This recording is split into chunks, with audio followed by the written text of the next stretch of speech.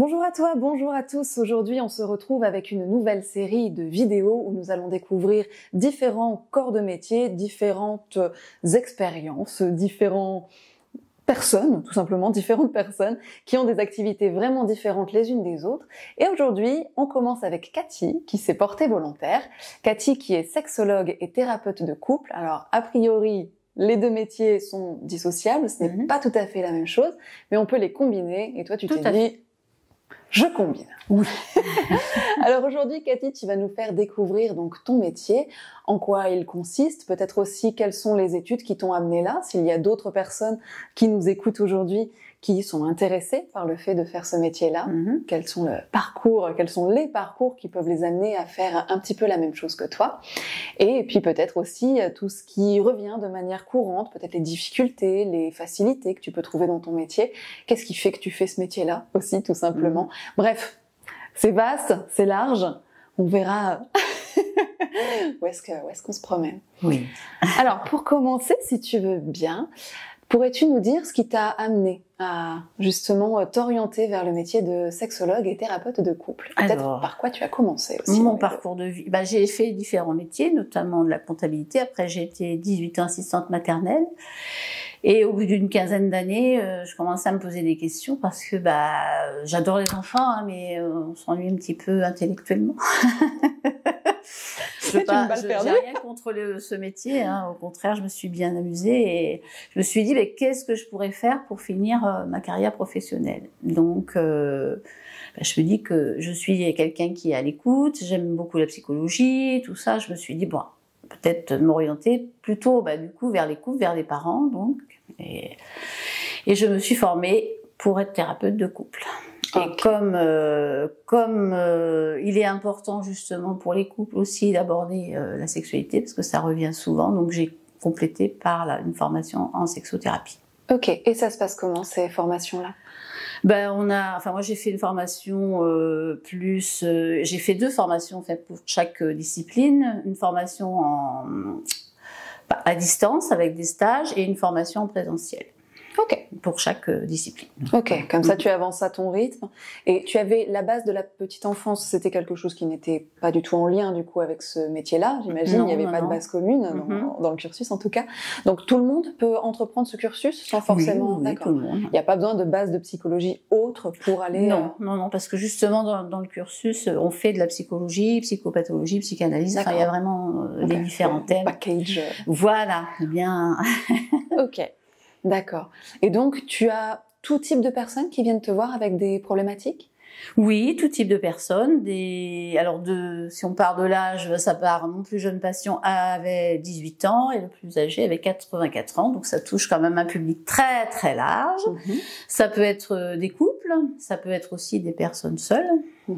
Et des couples quels qu'ils soient. On peut faire une thérapie de couple en étant seul? Alors, ils viennent pas forcément pour la thérapie de couple, pour le coup, mais parce qu'ils se posent des questions, parce qu'ils ont des difficultés pour reconstruire quelque chose, ou ils n'ont pas forcément fait le deuil de la relation d'avant, et quelquefois, ils ont besoin de petits outils pour accepter ce qui s'est passé avant et pour redémarrer sur autre chose. Et sachant qu'aujourd'hui, c'est pas toujours simple. Ok, donc on peut consulter une thérapeute de couple sans forcément être en couple, juste pour se remettre dans une dynamique vertueuse en fait. Tout à fait. Fondamentalement. Ok, première chose que j'apprends aujourd'hui. Oui, donc c'est vrai. D'accord, ok. Et il y a quels sont les freins que tu peux rencontrer? Parce que j'imagine que les gens qui viennent te consulter ont parfois des difficultés, ne serait-ce qu'à faire la démarche. J'imagine que c'est pas toujours simple. Quels sont, d'après toi, les plus gros freins des personnes qui viennent te voir? Alors, je dirais que pour ce qui est thérapie de couple, forcément, c'est toujours délicat parce que on se dit qu'on est capable de gérer les choses soi-même. Et puis, quelquefois, je pense qu'il y a un petit peu de honte, entre guillemets, en se disant, si on va voir quelqu'un, c'est qu'on n'est pas capable, justement, de gérer ces choses-là. Et malheureusement, souvent, les personnes attendent un petit peu trop longtemps. Ce qui est un petit peu dommage, parce que y a cette appréhension aussi de peut-être d'être jugé ou de pas trop savoir comment amener les choses, en fait. Ok. Et pour ce qui est de la sexothérapie, sexologie, là, forcément, on vient parler d'intimité. sujet tabou, même encore en 2024. Donc, franchir le pas et d'aller parler de ce qui se passe intimement parlant, waouh, ça secoue. Hein. Ouais, j'imagine. Oui, alors il y en a qui franchissent le pas et ceux qui franchissent me disent de venir vous voir. Ça fait un moment que j'essaie de prendre rendez-vous, mais c'est compliqué. Oui. Ben oui, parce que là, on parle vraiment de ces profondeurs les plus intimes. Hein, donc c'est toujours délicat et pourtant, je pense que ça fait partie de nous et on en a tous besoin à un moment donné de notre vie, selon ce qu'on rencontre sur notre parcours. Okay. Hein. Bon, alors le pas, on va le faire toutes les deux, on va y aller dans le sujet. Parce que pour moi, donc la sexologie, d'une manière générale, c'est assez vaste pour le coup. Donc j'aimerais bien savoir sur quoi tu travailles concrètement, quels sont, alors sans rentrer dans trop les détails de tes patients bien entendu, mais quelles sont les problématiques, quels sont les motifs en fait de consultation, à quel moment on peut se dire tiens là, aller voir un sexologue, ça peut m'apporter quelque chose. Alors, quand c'est le couple, justement, c'est souvent que il y a des difficultés, hein, ils sont en décalage, ou ils se parlent plus, ou le contexte du couple amène des difficultés par rapport à la sexualité, ou la sexualité amène des difficultés par rapport au fonctionnement du couple. Et après, pour ce qui est alors plus individuel, mais qui peut quand même toucher le couple, ça c'est souvent pour les femmes la baisse de libido, la baisse de désir, hein, et pour les hommes c'est souvent les problèmes d'érection et les problèmes d'éjaculation précoce. Ça c'est ce que je rencontre le plus souvent. Ok. Et tu as des outils, toi, pour intervenir sur ces problématiques? Alors, j'ai des petits exercices, oui, à donner. Après, faut-il les mettre en place, hein, parce que là aussi, c'est pas toujours si simple, parce que on est dans un monde où, n'est-ce pas, l'instantanéité, on a tout en claquant des doigts, et quelquefois, les personnes s'attendent parce que j'ai une baguette magique et repartent et tout va bien. Non, il y a des choses à comprendre. Donc ça, on décortique un petit peu lors de la séance, et après, il y a des choses à mettre en place, et puis des choses physiques et des choses psychologiques aussi. Ok, c'est-à-dire que c'est pas toujours le physique qui est mis à mal, mais c'est plutôt la psychologie qui vient influencer. En fonction des parcours divers et variés, oui, ça peut, amener à des difficultés.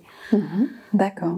Ok, donc tu leur donnes des petits exercices qui sont personnalisés d'une certaine manière, ou c'est toujours plus ou moins les mêmes en fonction des Alors ça dépend de la personne. Hein. C'est pour ça que recevoir la personne, partager justement un entretien, décortiquer un petit peu justement le parcours. Pourquoi il vit ces choses-là, ce qu'il a traversé au travers de ses rencontres, des personnes avec qui il n'a pas pu partager sa vie ou pas. Donc un petit peu de voir un petit peu tout ça pour aiguiller justement au mieux les choses à faire. De la meilleure manière possible. D'accord. Donc tu nous as parlé, par exemple, alors tu as parlé de pas mal de problématiques différentes. Tu as parlé notamment de la baisse de libido, par exemple. Pour les femmes et pour les hommes, tu l'avais plutôt Alors il y a quelques hommes, c'est quand même moins fréquent. Enfin, dans ce que je reçois, c'est souvent les femmes. Oui. Mais moi, je pense, d'après mon analyse, de mon petit parcours de sexologue que j'ai pu faire depuis ces quelques années, c'est que il n'y a pas d'éducation affective et sexuelle. Encore aujourd'hui, d'ailleurs, on commence à en parler de plus en plus parce qu'il se passe beaucoup de choses pas très cool. Et je pense que c'est indispensable justement, aussi bien pour les hommes que pour les femmes, pour apprendre à se connaître et à construire au fur et à mesure cette sexualité pour être justement prêt ou prête quand on démarre sa vie intime. Parce que quelquefois, ce qui se passe, même dans les couples, les personnes qui s'aiment profondément, qui ont construit quelque chose et où tout va bien, la libido est en berne parce que quelquefois, on accepte des choses pour lesquelles on n'est pas toujours d'accord, mais on n'ose pas le dire parce que c'est le compagnon ou la compagne, parce que ça peut aussi être dans l'autre sens, mais et de ce fait, on subit plus sa sexualité qu'on ne la vit, et forcément, à un moment donné, le corps, à force de subir, il dit stop, quoi. Donc, je pense que c'est important d'exprimer ce qu'on aime, ce qu'on n'aime pas, ce qu'on a envie, ce qu'on n'a pas envie. Et la sexualité, il est important de poser un cadre, ce que j'appelle le cadre sécure, c'est-à-dire de poser justement nos limites à chacun et mettre ce qu'on a envie de partager avec l'autre et que ce soit fluide entre les deux, parce que sinon, forcément, s'il y a un désaccord, quelque chose, là on vient toucher à l'intime et ça peut créer des blocages. Et après, justement, amener cette baisse de désir, de libido. Hein, d'accord. Oui, vraiment être clair sur ce que l'on veut, ce que l'on ne veut pas, ce qui est OK, ce qui ne l'est pas. Si j'ai bien compris, pas uniquement dans le rapport à la sexualité, dans la vie d'une manière générale de couple, si j'ai bien compris, hein, vraiment les limites posées au bon endroit pour pas que la soupape tout à fait à fumer un petit peu là, comme la petite cocotte minute. Si j'ai bien compris, parce que la sexualité, c'est pas non plus que le moment intime, c'est tout ce qu'il y a autour. Hein. Ouais. S'il y a plus de petits mots sympas, de compliments, de partage des tâches. Partage des tâches. D'accord. Oui, ça peut poser, à un moment donné, ça amène des tensions et forcément, dans l'intimité, c'est aussi difficile de se retrouver quand tout n'est pas... Donc concrètement, on peut dire, chérie, j'ai une baisse de libido parce que t'as pas fait la vaisselle depuis 3 semaines, c'est ça? Alors, on le dit pas, mais parce que des fois, ça se passe ici. Hein, c'est pas forcément dit comme ça et c'est pas forcément volontaire, mais c'est une façon aussi, des fois, de se protéger, ouais. D'accord. De dire un petit peu, puisqu'il n'y a pas d'équilibre, c'est le corps qui répond. Ok, d'accord. Et tu nous parlais également tout à l'heure de l'éducation peut-être des enfants à un plus jeune âge, fondamentalement. Pour toi, à partir de quel âge il est bien de commencer à parler aux enfants de tout ce qui touche à la sexualité? Alors, le plus jeune possible. Okay. Alors, bien sûr, on va pas parler ce que... Quand on parle de ça, j'ai pu entendre que on va dire oui, non, mais vous n'allez pas apprendre des positions, des choses comme ça à nos enfants de 5 ans. Non, c'est pas le but. Hein. Je rassure un peu la population. Exercice pratique dans la cour de récré maintenant. Non, c'est d'apprendre à un enfant, parce qu'on sait qu'il y a quand même beaucoup d'inceste encore aujourd'hui, 2 à 3 enfants par classe quand même, hein, c'est énorme. Donc d'apprendre à un petit enfant à respecter son corps. Hein. Donc personne ne peut toucher son corps sauf pour la toilette et encore dans certaines conditions, de respecter l'autre bien évidemment. Et puis quand il vit des choses qui lui paraissent un petit peu bizarres, d'oser en parler quoi. En fait, hein. Ça c'est la priorité. Donc c'est ça l'éducation sexuelle des tout petits. Et ça commence à se faire dans les écoles un petit peu quand même? Alors il y en a qui en parlent. Alors après c'est pareil, il faut faire attention comment on en parle. On en parle parce que justement il y a des parents qui sont pas toujours très contents, donc il faut faire attention, bien sûr, c'est important. Et la notion de consentement. Et la notion de consentement démarre tout petit. Tout petit, ok. Oui, parce que on parle souvent, vous emmènes ton petit chez papy et mamie, et il faut dire bonjour, ça, il n'y a pas de souci, on dit bonjour, mais il faut faire le bisou. Tu forces à faire le bisou. Bah non, on force pas un enfant à faire un bisou. Hein? Oui, on est déjà dans l'ordre du consentement. Et oui, parce que si tu forces ton enfant à faire un bisou, il va se dire, le jour où il y aura le tonton pervers qui va venir, il va dire, on m'a appris, moi il faut absolument que je fasse un bisou, c'est comme ça. Donc forcément, ça peut amener après des dérives, parce que il va se retrouver dans des situations où il va être perdu. Donc si tonton manipule d'une certaine façon, mais là, oui, tu sais bien que c'est important de faire un bisou, et hop, il va. Donc c'est pour éviter tous ces dangers-là, justement. Ouais, toutes les petites pistes insidieuses qui peuvent se mettre à côté. Ouais, c'est comme prêter son doudou. Le doudou est un objet intime, on ne prête pas son doudou. On prête des jouets, mais on ne prête pas son doudou. Ça aussi, des fois, tu peux bien prêter ton doudou. Non, un doudou, ça se prête pas. Ça fait partie du corps, quelque part, enfin, de quelque chose de très intime, de très important. Donc, toutes ces petites choses-là, ça peut paraître des fois anodin, mais non, ça l'est pas. Ok. D'accord. Et du coup, dans ton activité, tu es amené à travailler uniquement avec des personnes qui sont majeures, fondamentalement, ou tu peux être amené à intervenir sur ce type, justement, de prévention, Alors oui, ça fait partie de mes objectifs. Ouais. Mais ce n'est pas simple, hein, parce que les écoles, soit ils ont pas de budget, soit ils ont peur, justement, que ça parte en cacahuète, sauf que c'est déjà en cacahuète, n'est-ce pas? Avec l'accès et tout n'importe quoi. Donc, on préfère de la mauvaise information et un manque d'information à quelque chose d'un petit peu plus structuré, mais qui rentre, ça rentre dans le programme, quoi. Tout à fait, oui. Donc, et en plus, c'est obligatoire. Hein. Normalement, il y a 3 séances par classe qui ne sont pas forcément toujours respectées. Alors, il y a des établissements où c'est très bien fait. Il y a des infirmières qui sont chouettes et qui font ça très bien. Hein, mais c'est pas partout, et c'est pourtant une nécessité absolue. Pour moi, c'est aussi important que la prévention routière, que les interventions sur le harcèlement, que les interventions sur les drogues, tout ça. C'est aussi important voire même peut-être plus, parce que ça touche beaucoup plus de monde en fait. Et oui, oui, bien sûr. Il est vrai que ça remonte pas si loin que ça, hein, mes années d'études, etc. Mais on n'avait pas eu grand-chose au programme concernant la sexualité d'une manière générale, si ce n'est un vague TP avec des préservatifs et des comment ça s'appelle, des courgettes ou des concombres, je sais plus. Donc on avait bien rigolé, mais fondamentalement on n'en avait pas sorti grand-chose. On apprend à mettre un préservatif, les IST et comment on fait les bébés. D'accord, mais ça parle pas de consentement. Ça non, on n'a pas appris le consentement et c'est une priorité, surtout que ce soit pour les garçons et pour les filles, parce qu'il faut aussi apprendre aux garçons à gérer les situations. Hein. C'est pas simple non plus pour eux. Hein.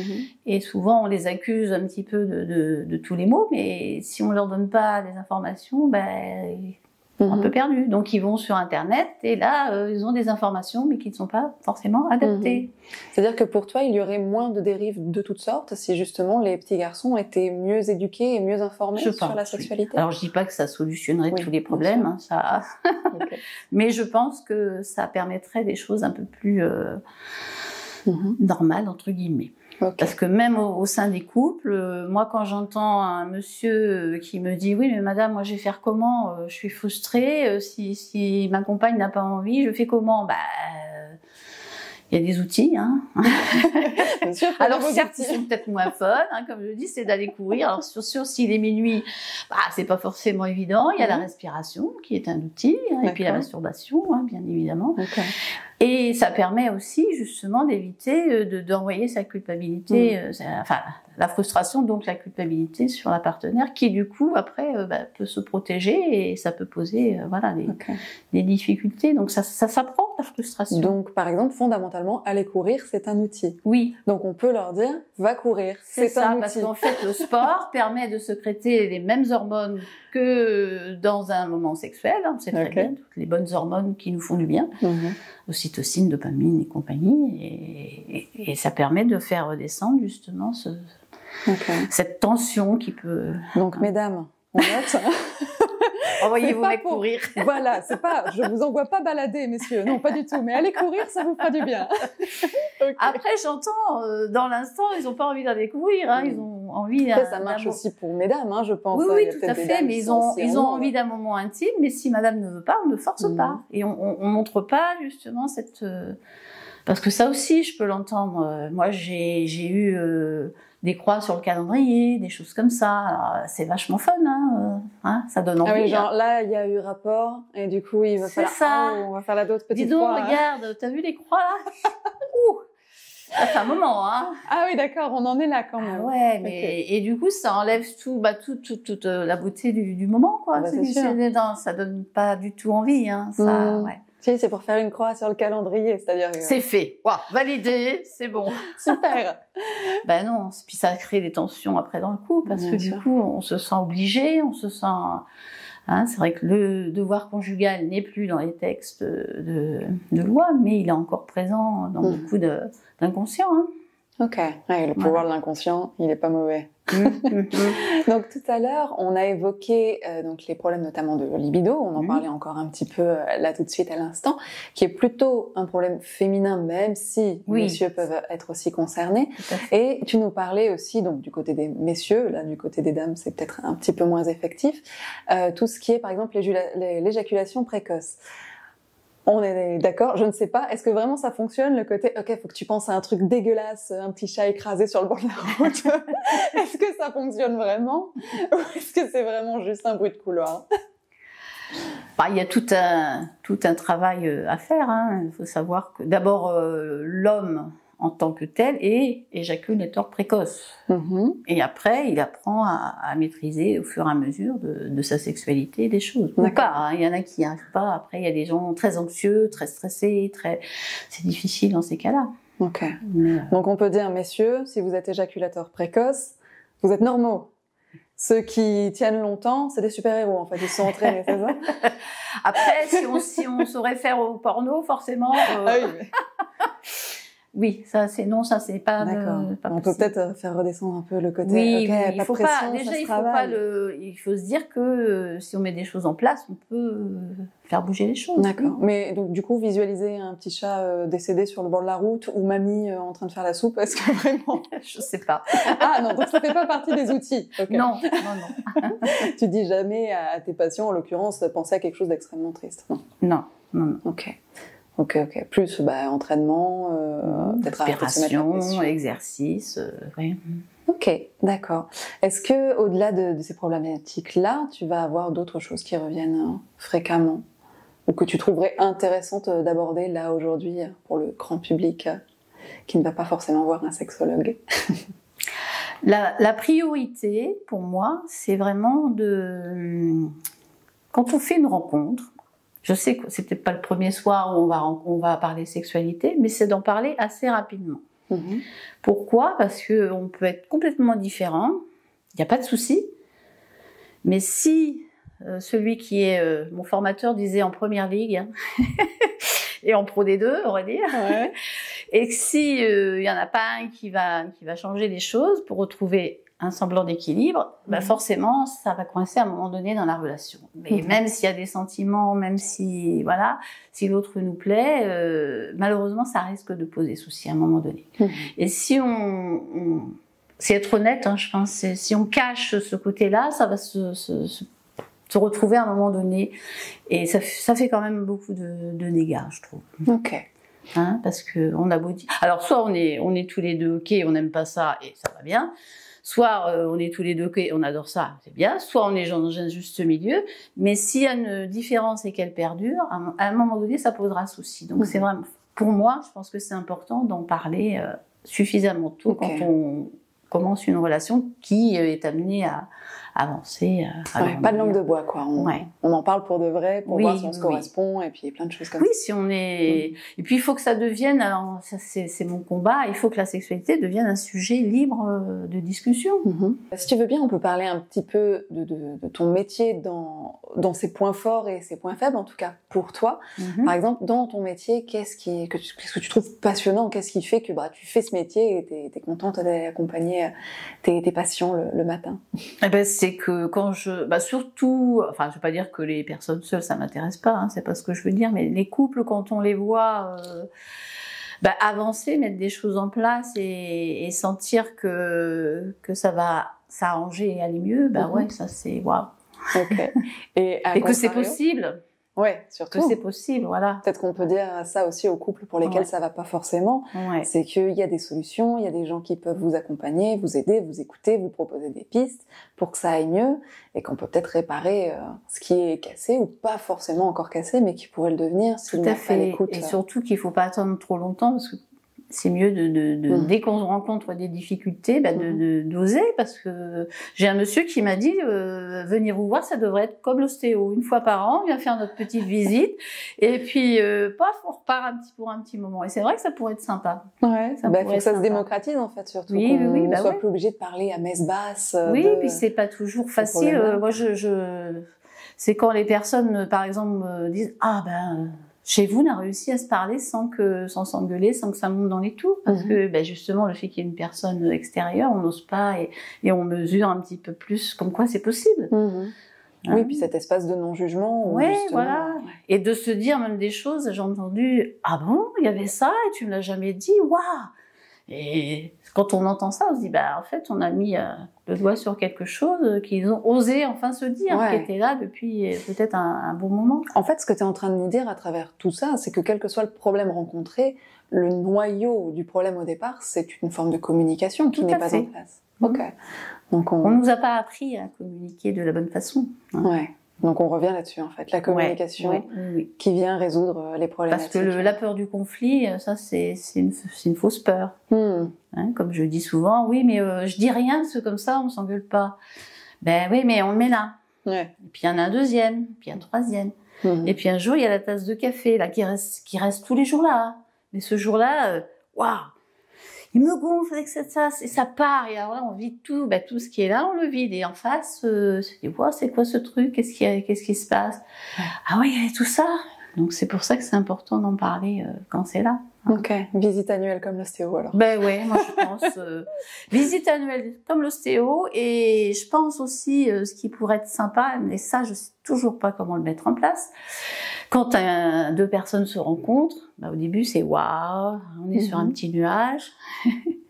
Puis après il y a la redescente là où on commence à voir les défauts de l'autre. Ah, des choses là ça pique. Hein. Et là, d'avoir une boîte à outils, justement, pour apprendre à se dire ces choses-là et voir ce qui est possible de faire ou pas, ça pourrait éviter certaines situations des couples qui démarrent juste une relation qui se séparent à la toute première crise. Faire un petit pack de démarrage. Voilà, tu sais. Ok. Communication, formez-vous les amis, faut parler. C'est ça, j'avais même proposé de faire le salon du mariage à Brive. Et la personne me dit, vous êtes bijoutière, traiteur? Je dis non, pas du tout, je suis thérapeute du couple. Elle me dit, ah, bah ça là, on ne l'avait jamais fait. Bah, je dis oui, c'est normal, parce que je dis, vous avez des couples, ils viennent vous voir parce qu'ils sont sur leur petit nuage. Et encore, que des fois, l'organisation du mariage peut être une crise. Et du coup, bah, ils sont là, tout va bien, on va voir le bijoutier, machin, nana. Et je lui dis, bah, moi, je serai là dans un petit coin, et puis je dirais, pensez au moment où vous allez redescendre de votre nuage. Bien sûr que je pense que je ne verrai personne sur mon stand, mais je me dis, le fait d'être présente, ça pourrait être... voilà. Je suis là quand même. Parce qu'on n'y pense pas, c'est normal, hein, et heureusement d'ailleurs, on ne pense pas à ça, mais c'est surtout quand on redescend du nuage, c'est important de savoir qu'il y a des gens qui sont là justement pour ça, et de ne pas attendre que tout soit envenimé et tout parte... parce que quelquefois, ben... Déjà, je pense que les personnes ont des belles choses à vivre encore.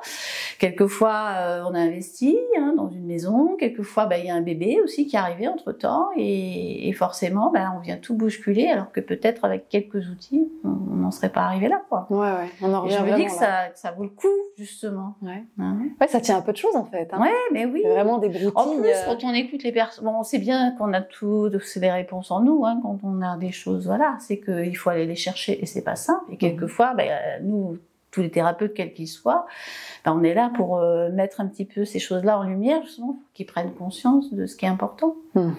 Ok. Et du coup, donc, on a vu ce qui te donnait envie d'aller faire ton travail le matin. Est-ce qu'il y a aussi quelques difficultés auxquelles tu ne t'attendais pas forcément quand tu es entrée dans ce travail-là et que tu as découvert au fur et à mesure? Alors, les difficultés, ce sont les personnes qui prennent rendez-vous, mais ça, je crois que tout le monde a la même difficulté, et qui ne viennent pas. Donc, et c'est vrai que des fois c'est un petit peu difficile parce que nous on investit du temps, on se prépare aussi quelque part à recevoir la personne, et quand on n'est pas prévenu, c'est vrai qu'on a tendance à redescendre et à un petit peu baisser les bras. Alors c'est vrai que c'est un peu dans tous les corps de métier. J'ai vu que maintenant dans le système de santé, il y a des pénalités même d'ailleurs pour les gens qui ne viennent pas au rendez-vous. Oui, c'est triste, mais c'est vrai que ça demande une préparation quand même. Donc, et puis peut-être qu'il y a des peurs justement, mais s'il y a des peurs, on envoie un petit message, on dit là je me sens pas très bien, et du coup on peut rassurer et aider à franchir le pas, parce que j'entends que c'est pas forcément une démarche facile.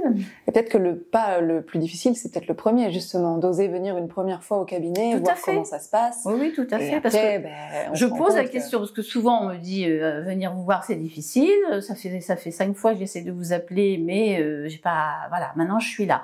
Alors je dis là, comment vous vous sentez? En fait ça va, quoi, ça va bien, et je suis rassurée, et j'aurais dû venir plus tôt, enfin toujours les mêmes.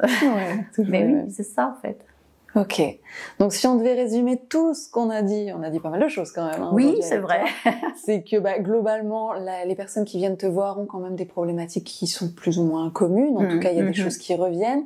Il y a des solutions pour tout ça. Il y a des boîtes à outils. Il y a de la formation qui serait bonne plus jeune fondamentalement, parce qu'on se retrouve avec des problèmes qu'on n'aurait peut-être pas si plus jeune on était formé, et pas uniquement à la sexualité, aussi à la communication, juste parler les uns avec les autres, reconnaître nos besoins, nos émotions, qu'est-ce qui se passe à l'intérieur. Donc c'est assez global en fait, c'est vraiment apprendre à se connaître soi pour partager ses besoins à l'autre, faire respecter son consentement, et toutes ces notions-là. Oser dire les choses, quoi. Tout simplement. Que ce soit fluide, plus c'est fluide entre deux personnes, moins il y a de soucis. Enfin, c'est ce que je pense. Voilà. Et en tout cas, sachez que s'il y a un problème et que vous ne savez pas trop où vous en êtes dans votre couple, ou même si vous n'êtes pas en couple et que vous vous posez quand même pas mal de questions concernant un couple futur ou vos couples passés, ou peut-être même votre relation à vous-même et à votre sexualité, vous pouvez consulter des gens comme Cathy, qui sont formés pour vous accompagner, pour vous aider à vous comprendre sans jugement. Et ça, mine de rien, ça vaut bien une séance quand même. Hein. Le non-jugement et l'écoute, ça n'a pas de prix. Et puis apprendre à se connaître soi, c'est quand même le premier pas fondamental pour aller vers l'autre et puis pour pouvoir avancer avec plus de sérénité dans vos relations, dans votre couple futur et surtout dans votre relation à vous-même, déjà pour commencer. Est-ce que tu souhaites nous dire quelque chose pour conclure? Je rajouterais même que ça n'engage pas une thérapie forcément sur le long terme. Hein. Des fois, c'est juste une séance. Hein. Une séance peut permettre d'être rassuré et de se dire bah ouais, c'est ok quoi. Parce que quelquefois, j'entends, les personnes ont peut-être peur aussi de se dire il va falloir que je fasse 2 ans de thérapie ou je ne sais quoi. Non, il n'y a aucune obligation. Il y a déjà peut-être de franchir le pas et en fonction de ce qui est là, on voit ce qu'il y a besoin. Et peut-être une séance, ça suffit. Il y a des personnes qui sont venues juste pour être rassurées et de se dire waouh, ça fait du bien. Je me sens mieux. Ok, donc il n'y a pas de piège à loup dans l'entrée. C'est ça que ça veut dire. Vous pouvez venir une fois, il n'y a personne qui va vous accrocher la cheville et vous dire allez, vous restez là maintenant, c'est 10 ans de thérapie ou c'est rien du tout. Ou signe un engagement. Non, ça ne fonctionne pas comme ça. Non. Ok, donc si vous vous posez des questions, s'il y a des petites choses qui ne vont pas, n'hésitez pas. On parle de sexologie là ici, on parle également de thérapie de couple. C'est aussi vrai pour la psychologie d'une manière générale. Si vous sentez que vous avez besoin d'un petit coup de pouce, donnez-vous cette chance plutôt que peut-être vous entériner dans des problématiques, faire croupir cette eau qui n'en demande pas tant. Remettez un petit peu de circulation là-dedans et puis voilà, on n'a pas besoin d'attendre d'être vraiment au fond du seau pour faire en sorte que les choses se passent mieux ou même se passent bien. Oui. On est bien ? On est bien. C'est un bon résumé pour toi ? Oui, parfait. Ouais, ça te va ? Très bien. Eh bien, écoute Cathy, merci beaucoup pour cette entrevue, toutes les deux. Merci à toi. Merci beaucoup. Merci de cette belle idée de pouvoir présenter avec joie, des métiers divers et variés, des activités. Ouais. Où va-t-on aller après? Je n'en sais rien. En tout cas, aujourd'hui, on avait un petit assistant chat qui a eu une boule de poil et un petit accident. Non mais attendez. Alors, bonsoir. Je suis l'accident. Donc... Voilà, vous voyez, on met un visage sur l'accident. C'est bon, non, mais le lapsus est révélateur. Si vous avez des problèmes dans votre couple de ce type, n'hésitez pas à aller voir Cathy. Allez voir Cathy. D'ailleurs, je vais y aller tout de suite. Hein? Je pense qu'on va. Oui, de ce pas. Allez. Bon, voilà, moi j'entame. Écoutez, messieurs, dames, j'entame donc ma thérapie de couple. Je remercie mon assistant, donc mon mari. Et puis, on y va. Hein, elle a dit qu'elle nous garderait peut-être pas 10 ans. C'est le premier pas qui est important. Allez, on entame notre thérapie, c'est parti. À la semaine prochaine.